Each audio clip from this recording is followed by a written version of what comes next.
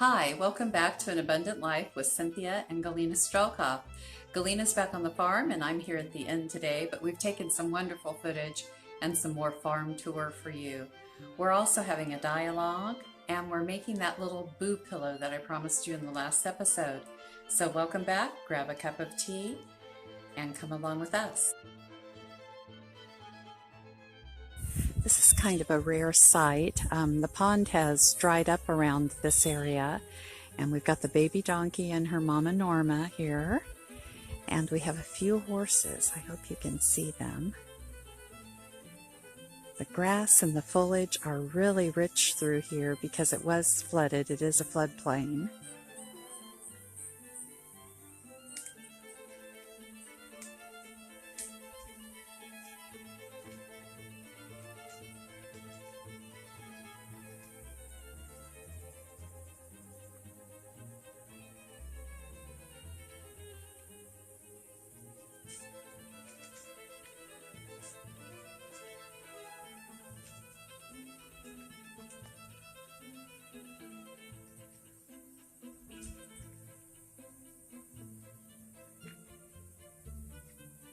And they know they've been discovered, so here they come. Right on over.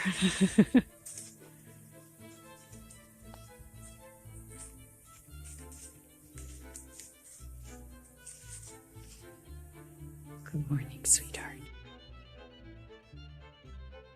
We're here on Cold Comfort Farm today, and we're going to dye some cotton. Galina, my daughter, who is our dyer, is just balling it up with a ball winder, and we're actually going to over dye this skein with some fall orange. And once it's balled, then she'll show you the dyeing process. So the ball is all wound, and Gaia is going to pre-soak it in just some warm water. And this is cotton. And then we're going to take some that we've already dyed yellow out of the pot over here and rinse it.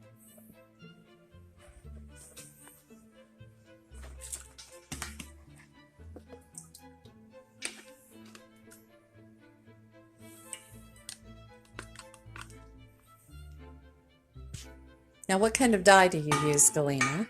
I use preset acid dyes. And where do you order them from? I order it from the 100 Sheep Company. Yeah. Company. And when you're dyeing cotton like this, do you have to use a mordant? No. Okay, what do we do next? We rinse it in warm water. Okay, so we're starting with a base color of what? Yellow. And we're adding? Red. Okay. Polar red. Polar red to this nice yellow. And I only put a spoonful in. Mm-hmm. Teaspoon. A teaspoonful. And then what temperature do you boil this or? Yes, as long as once you get the dye in, you mix it up, and then you boil it. Make sure the dye is ready for Receiving some more yarn? yes. Okay. So we're going to heat this up and we'll be right back. Hi. I am going to test to see what color this is, and we do not want this boiling. So I have a medium low, and I'm going to dip it in, and it's an orange red. Very nice. Halloween-y color. Okay. Yes. So you just discard that and we're ready to dye, huh? Yes.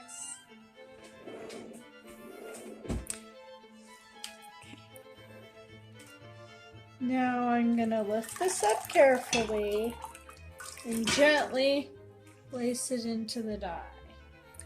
How long do you leave it there? And I leave it for 4 or 5 minutes. And then we take it out, and then it's dyed. Hi, I'm about to take out the yarn that we just did. We were over dyeing some pink Yep. with more fall Colors. And it turned out this way. It's just lovely. Okay. So now what do we do? Now we're going to rinse it. Okay. Hi. I'm gonna put 2 cupfuls of vinegar, white distilled vinegar, into the pot of dye to help make it set the color.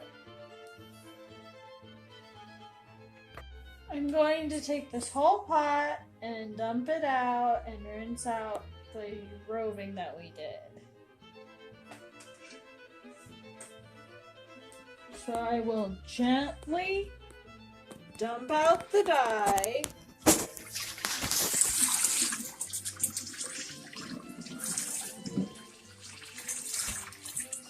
And out comes the roving.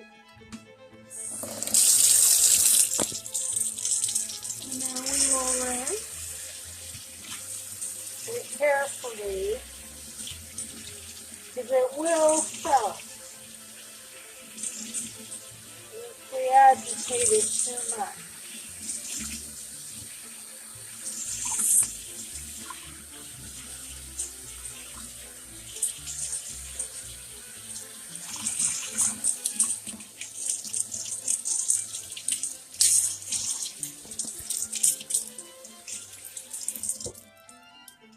And that takes care of that.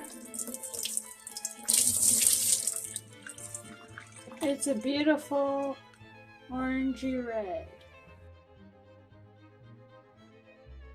I've hung it up to dry in the wind, and it should be dry in a couple hours.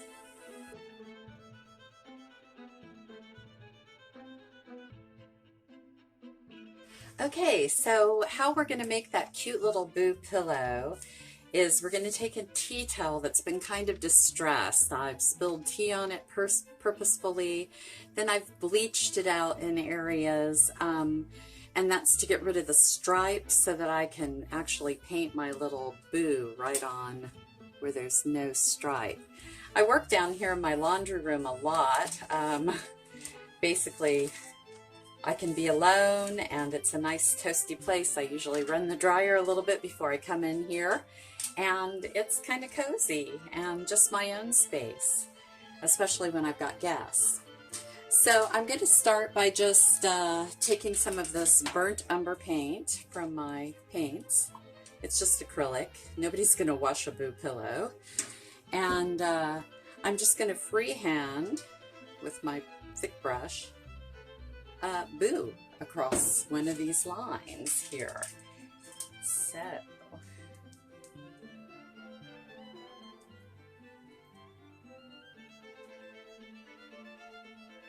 then you can go in with a thinner brush and clean it up, but just to give us the outline.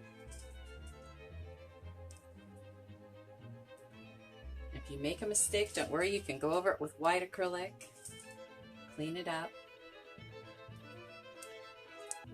This is just giving us the outline to paint in.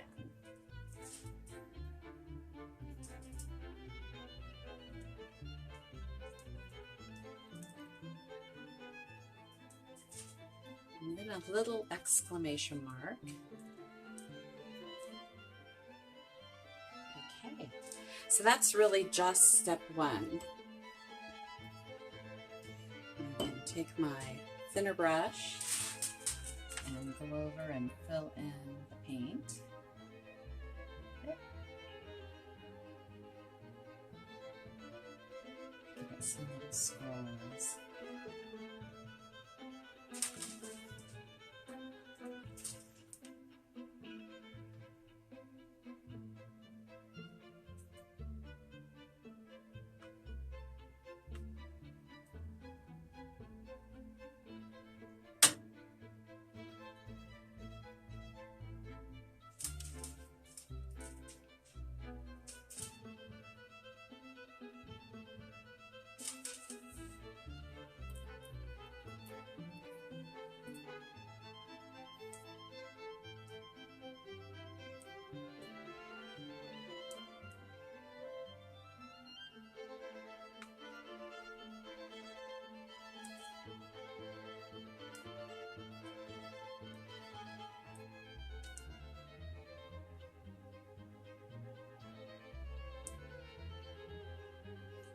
be forgiving if you make yourself a little mistake. This is absolutely primitive, so there's room for some roughness.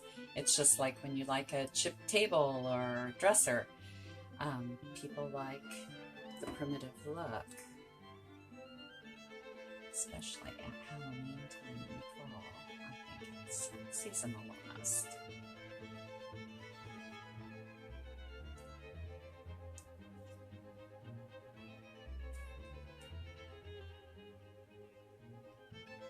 So the one for my living room I painted in blue, but I thought that this might be nice in kind of a burnt umber.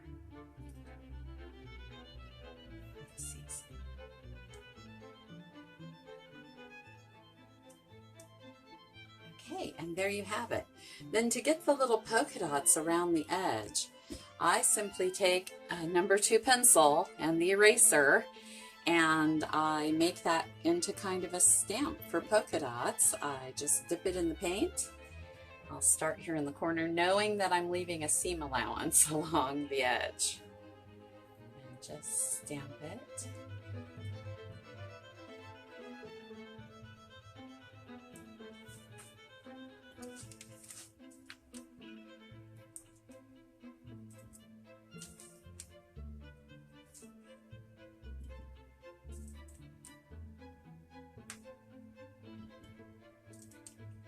And out of this tea towel, you can get 2 of these pillows. So you can make one for a friend, you can make one for each bedroom, if you're having guests, for your children.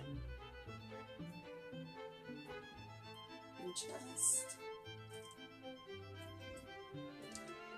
go around the edge again, remembering your seam allowance.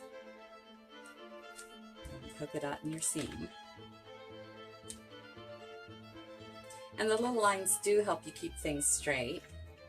But again, it's primitive. It's not perfection.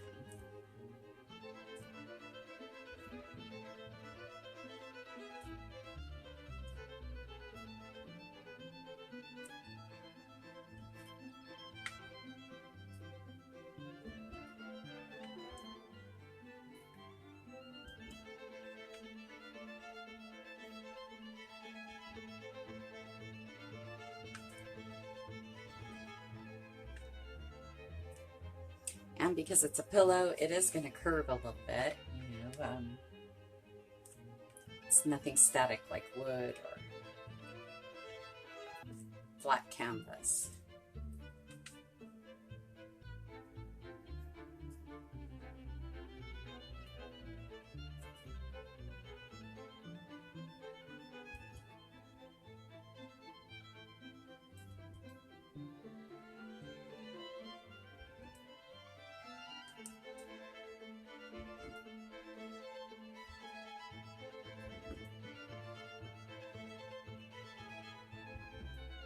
I'm along the fold here, which is the halfway mark.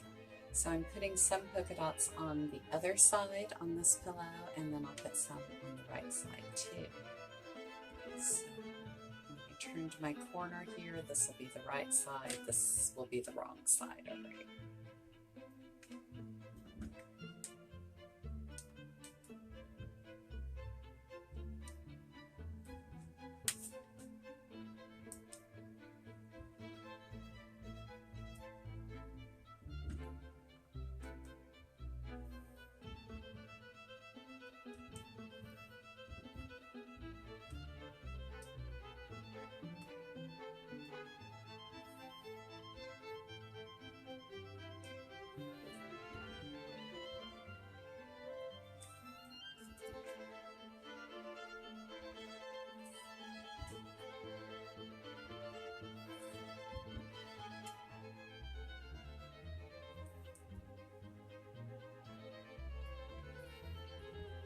I don't leave a large seam allowance in my work. I think it's because I'm a quilter and I'm kind of addicted to that 1/4 inch seam that we all work with.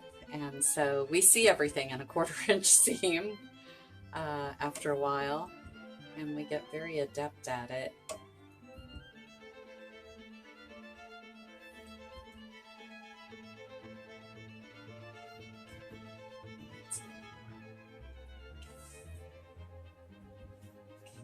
Okay, so we're ready to stuff the little boo pillow. It's all embroidered and painted. And I just use this simple polyfill that you can find almost in every craft store.